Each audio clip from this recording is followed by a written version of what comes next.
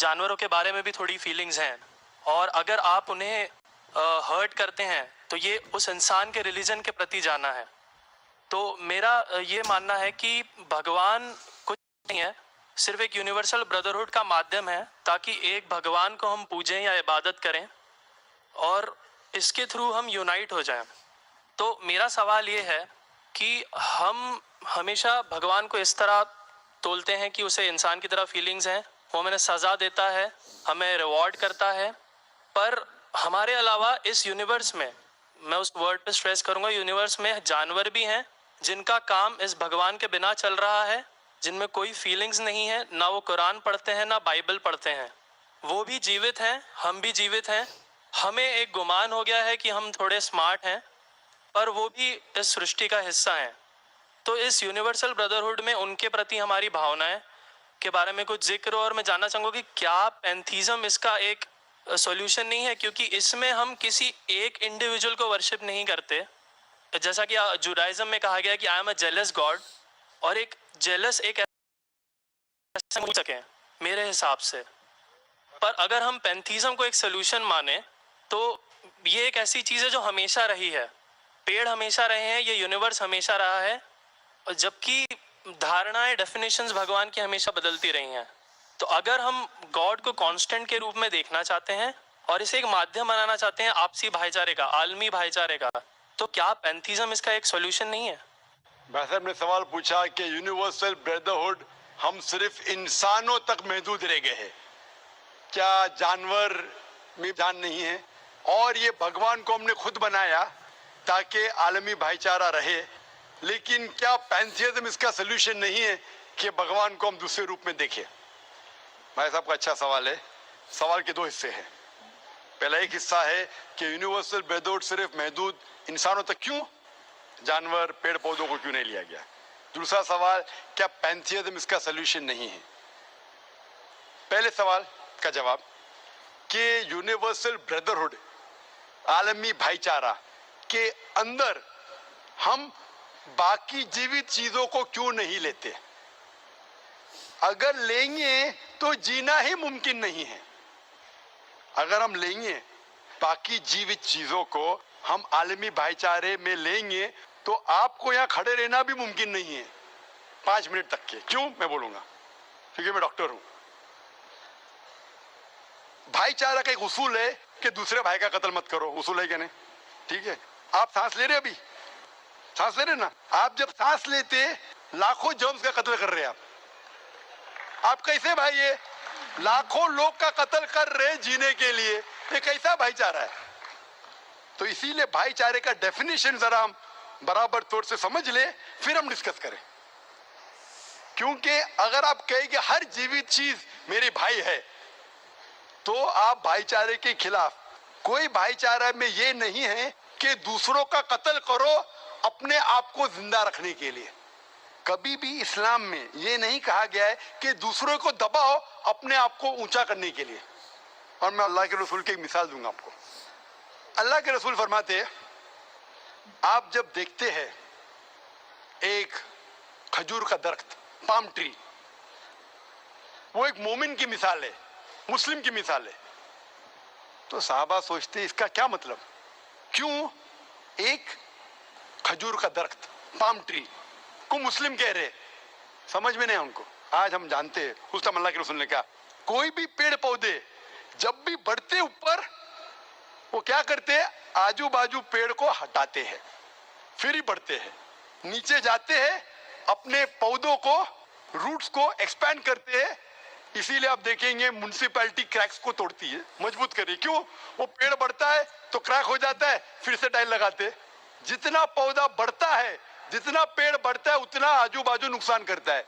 एक वाहिद दरख्त है पाम ट्री, जो जितना ऊंचा जाता है दूसरे को नुकसान नहीं पहुंचे, सीधा जाता है।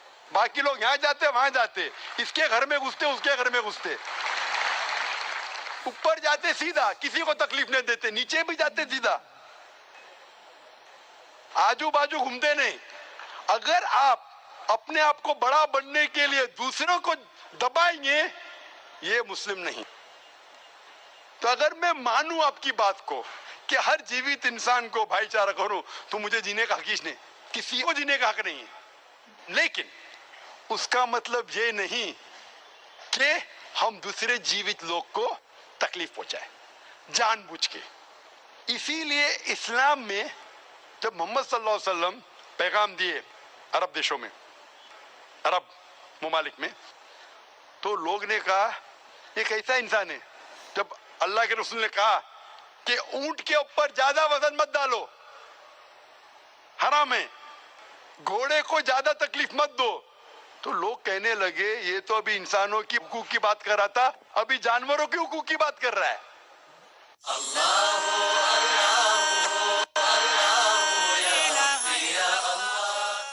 अल्लाह के रसूल फरमाते जब एक शख्स आग उगाता, मुझे आग को बुझाओ, क्यों? उधर चींटियां मर रहे हैं।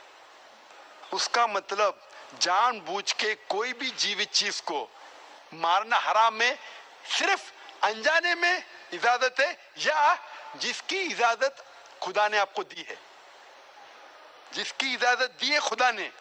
मिसाल के तौर पे मनुस्मृति में चैप्टर नंबर 5 श्लोका नंबर 31 में लिखा है कि खुदा ने कुछ जानवरों को बनाए खाने के लिए और किसको खुराक बनने के लिए, some to be eaten some to eat.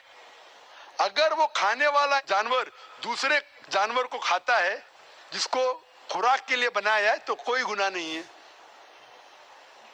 Manusmriti chapter number 5 श्लोक नंबर 30 में अगर आप उस जानवर का कत्ल करते हैं जो खाने के लिए बनाया गया तो आप गुनाह नहीं कर रहे।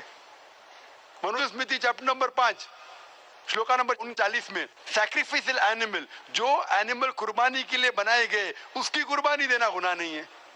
मैं क्यों हिंदू धर्म से कह रहा हूँ, मुस्लिम से भी कह सकता हूँ, बहुत से हवाले। उसका मतलब हमें किसी को तकलीफ नहीं देना चाहिए, लेकिन अगर अनजाने में चलते चलते चींटी मर गई तो आप बाहर चले नहीं सकेंगे। आप सांस लेंगे जर्म, तो अल्लाह ताला ने जर्म को पैदा किया है मरने के लिए आमतौर पे, तो आप गुनहगार नहीं। मालूम कुछ जैन लोग मास्क पहनते तो भी मरते, पानी को उबालते, उबालने से मार रहे, उबालने पानी पी के फायदा क्या? अंदर मारने के बदले बाहर मार रहे, क्या फायदा? ये मुमकिन ही नहीं है। लेकिन जानबूझ के कोई जानवर को, और एक मिसाल दूंगा, हमारे खतीब जुमा नमाज पढ़ाए थे कल, डॉक्टर उस्मान, उनने अपने खुतबे में मिसाल दी थी।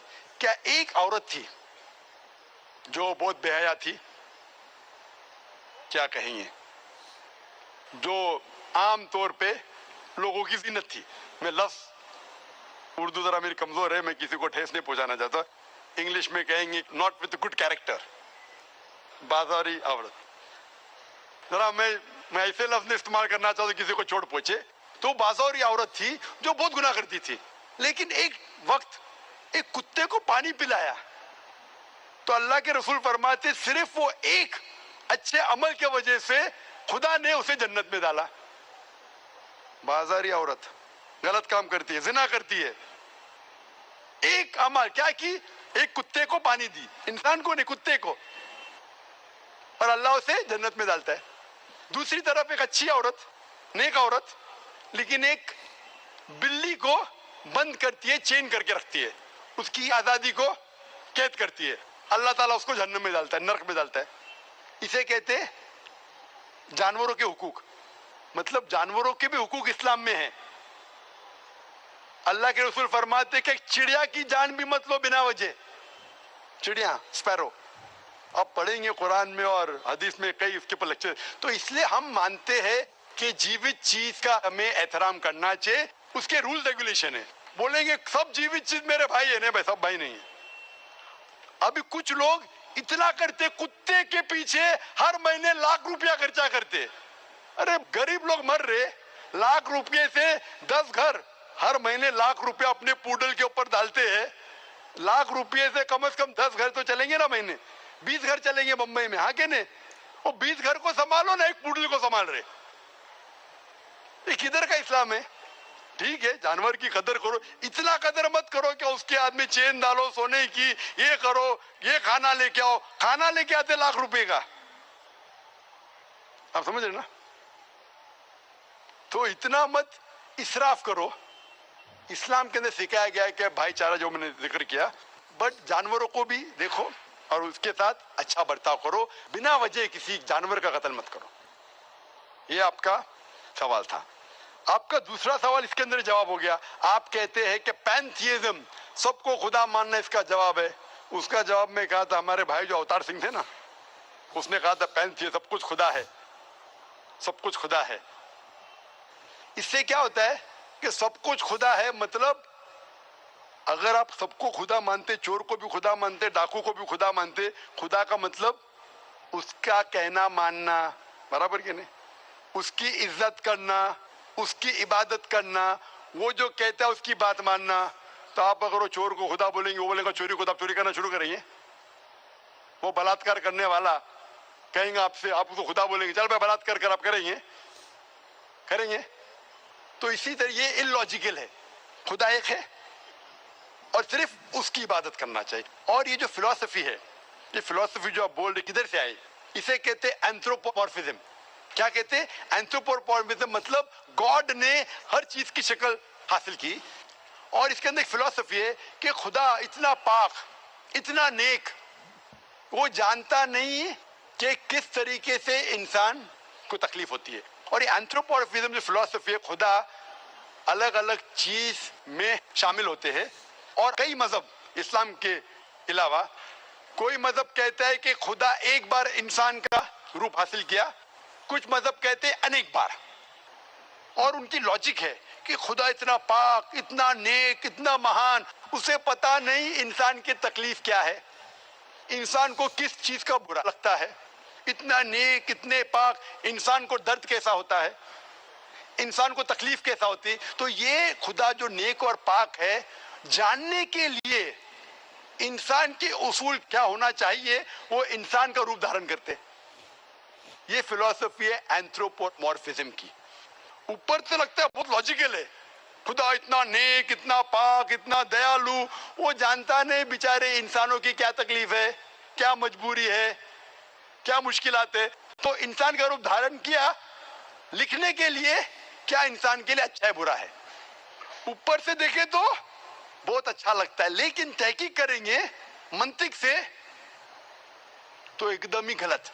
मिसाल के तौर पे, अगर मैंने एक डीवीडी प्लेयर बनाया, डीवीडी प्लेयर, क्या मुझे जरूरी है कि मैं डीवीडी प्लेयर बनूं ये जानने के लिए डीवीडी प्लेयर के लिए क्या अच्छा है क्या बुरा है? जरूरी है? नहीं। मैं एक इंस्ट्रक्शन मैन्युअल लिखूंगा कि डीवीडी प्लेयर को प्ले करने के लिए डीवीडी डालो, प्ले का बटन दबाओ, स्किप करने का स्किप का बटन दबाओ, स्टॉप करने का स्टॉप का बटन दबाओ, पानी में मत डालो खराब हो जाएगा, ऊपर से मत फेंको खराब हो जाएगा। मुझे डीवीडी प्लेयर बनने की जरूरत नहीं। इसी तरीके से खुदा हमारा खालिक है, हमारा बनाने वाला है, हमारा पैदा करने वाला है, उसको इंसान बनने की जरूरत ही नहीं। वो क्या करता है? इंस्ट्रक्शन मैन्युअल लिखता है, इंसान के लिए क्या अच्छा है क्या बुरा है, क्या खाना चाहिए क्या नहीं खाना चाहिए, कैसा इबादत करना चाहिए। और इस खुदा का आखिरी इंस्ट्रक्शन मैन्युअल है कुरान। इस ईश्वर, इस भगवान, इस अल्लाह, इस खुदा का आखिरी इंस्ट्रक्शन मैन्युअल है कुरान। इस कुरान मजीद में लिखा है आपके लिए क्या अच्छा है क्या बुरा है, किस तरीके से जानवर से अच्छा बर्ताव करना चाहिए, किस तरीके से भाईचारा बढ़ना चाहिए, किस तरीके से गरीबों की मदद करना चाहिए, सब लिखा है इसमें। खुदा को खुद इंसान बनने की जरूरत नहीं, क्योंकि वो हमारा खालिक है, हमारा मालिक है। तो इसीलिए ये पैंथियज्म फिलॉसफी इज टोटली रॉन्ग। और वेद में किधर नहीं लिखा है, आप जाएंगे दूसरी किताबों में लिखा है, आप अगर देखेंगे मेरी कैसेट हिंदुइज्म एंड इस्लाम पे, लेकिन वो किताबें वेद से ऊंची नहीं है। वेद में सिर्फ लिखा है तौहीद के बारे में, एक खुदा के बारे में, एक कम सत्य विप्रा बहुधा वेदांते, खुदा एक है, उसको नाम इरादा दे सकते हैं आप, लेकिन खुदा एक है, उसकी सिफत आप बयान कर सकते हैं। और वो एक खुदा है न तस्य प्रतिमास्ति, उसका कोई अक्स नहीं है, ना कोई पिक्चर है, ना कोई पेंटिंग है, ना मूर्ति है, ना कोई स्टैच्यू है। Hope that answers the question.